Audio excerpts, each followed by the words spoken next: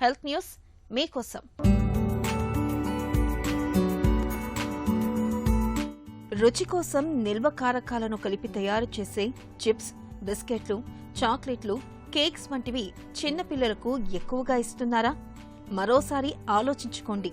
ఇలాంటి ultra processed foods ని అతిగా తినే పిల్లలకు ఆస్తమా ముప్పు గణనీయంగా పెరుగుతున్నట్లు ఒక తాజా అధ్యయనంలో బయటపడింది. స్పెయిన్కు చెందిన 4 నుంచి 5 ఏళ్ల వయసు గల పిల్లలను పరిశీలించి పరిశోధకులు ఈ విషయాన్ని గుర్తించారు. ఇప్పటికే ఆస్తమా, ఎలర్జీ సమస్యలతో బాధపడే పిల్లలను ఇందులో పరిగణలోకి తీసుకోలేదు. ఇతరత్ర అన్ని అంశాలను సర్దుబాటు చేసిన తర్వాత పరిశీలించినప్పుడు అల్ట్రా ప్రాసెస్డ్ ఫుడ్స్ ని తక్కువగా తిన్న పిల్లలతో పోలిస్తే వాటిని ఎక్కువగా తినేవారికి ఆస్తమా తలెత్తే అవకాశం 4 రెట్లు అధికంగా ఉంటున్నట్లు పరిశోధకులు కనుగొన్నారు. ఆస్తమా రావడానికి జన్యు స్వభావం ముఖ్య కారకమే అయినప్పటికీ ఆహారం, పర్యావరణం, జీవనశైలి అంశాలు ఇందుకు దోహదం చేస్తూ ఉండడం గమనించదగ్గ విషయమని పరిశోధకులు సూచిస్తున్నారు.